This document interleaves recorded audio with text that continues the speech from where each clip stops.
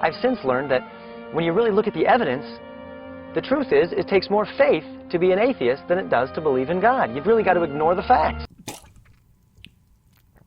Well, this is going to be good.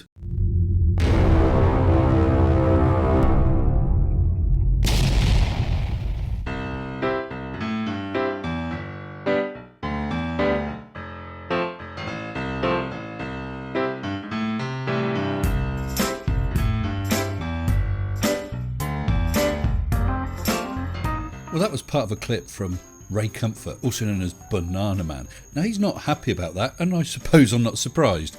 But he put out a video a long time ago called Ray Comfort on the Banana in Context. Well, we don't like to do cherry picking, does we, my love? So here's the full video, and let's see how he fares when it's all in context. It's funny how we equate the word atheism with intellectual, when it's the exact opposite. That's right. Well, actually, Ray, my little minion of mirth, I think you'll find that being an atheist is actually a very intellectually honest position to take. You're basically saying that there is no evidence for God. What about your position? Is it intellectually honest to believe something without evidence? Kirk, I have an intellectually stimulating theory. It's my theory of where the soda can may have come from. That's right. Ray's banana theory, in context, encompasses his soda can theory. Go ahead, Ray. Billions of years ago, there was a big bang in space. Nobody knows what caused the big bang. It just happened. And from this bang issued this huge rock. On top of the rock was found a sweet, brown, bubbly substance. And over millions of years, aluminum crept up the side, formed itself in a can, then a lid, and then a tab.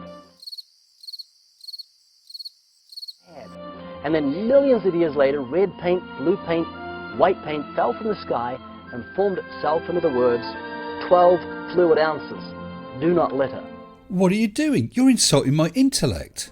You're saying, what are you doing? You're insulting my intellect. Didn't I just say that? And so I am. Because we know if the can is made, there must be a maker. Yes, there'll be a maker, because that is a manufactured piece of specialised technology, very, very well designed for the job it does. Your point, sir. If it's designed, there must be a designer. Yep, that follows. To believe the soda can happened by chance is to move into an intellectual free zone. And of course we can't move there because it's currently full of young Earth creationists. It's to have an echo when you think. It's to have brain liposuction. And exactly how is the brain liposuction working out for you, Ray? Hold this, Kirk. Behold the atheist's nightmare. Banana. Behold, the one thing that I bet you wish you had never ever posted on YouTube, Ray. So your video in context about the banana is comparing a soda can, an inanimate, non-living, manufactured item, with a banana. Carry on. Now, if you study a well-made banana... A well-made banana. You do realise that bananas don't come out of factories, Ray.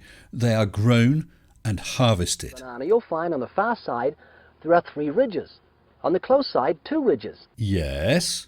If you get your hand ready to grip a banana, you'll find on the far side there are 3 grooves, on the close side 2 grooves. So is your hand designed just for bananas? Or do other things have 5 ridges on as well? The banana and the hand are perfectly made one for the other. You'll find the maker of the banana... And will that maker be Chiquita or Fifes? Almighty God has made it with a non-slip surface. Banana.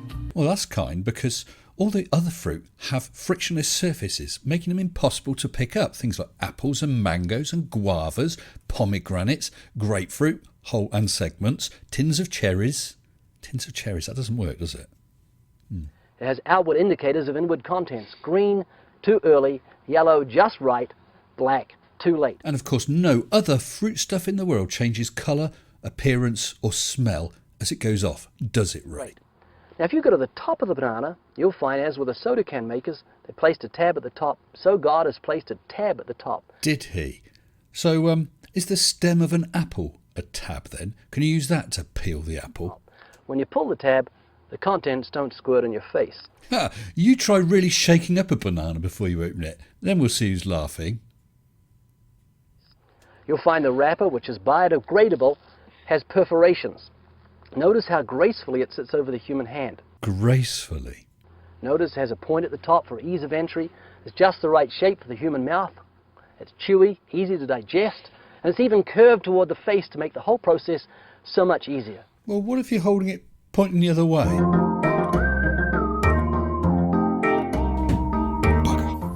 Banana. Seriously, Kirk, the whole of creation testifies to the genius of God's creative hand. Or does all of creation testify to the fact that you're a total knobsocket? Have a look at these two. Which one do you think is the natural banana? And which is the one that's been cultivated by man? Unlike natural selection, a la Darwin, it was man-made selection. Farmers chose which specimens of banana to propagate. They would select for size, colour, shape, storage qualities, and seedlessness. And because this perfect banana was seedless, the only way to propagate is to take cuttings. Basically, all the banana plants were the same plant. They were genetic clones. So you ended up with this one banana called Gros Michel, which was planted pretty much everywhere and was the main supply of bananas throughout the world. Unfortunately, along came Panama disease, Fusarium oxysporum. It basically wiped out the entire banana industry. So your idea of the banana being the atheist's nightmare is as far from the truth as you could possibly get. That banana is basically man-made, but it also demonstrates another thing. It demonstrates natural selection. That's right, the Fusarium oxysporum popped up and attacked and all but wiped out the Gros Michel banana.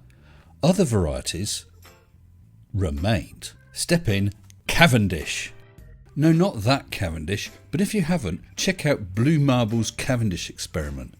I meant this sort of Cavendish. So we now have a replacement for the Gros Michel banana, the Cavendish.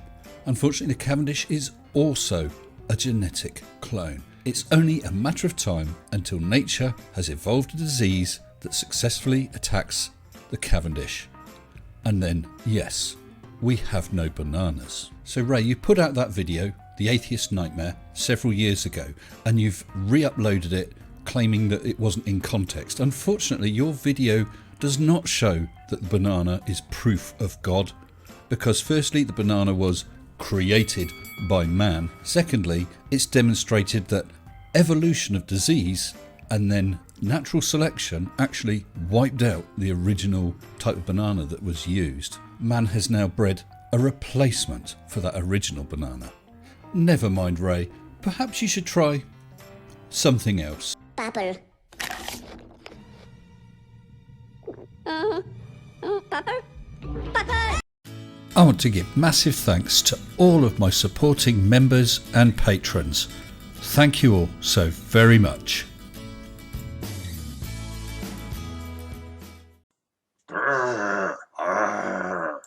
Shut up and sit down.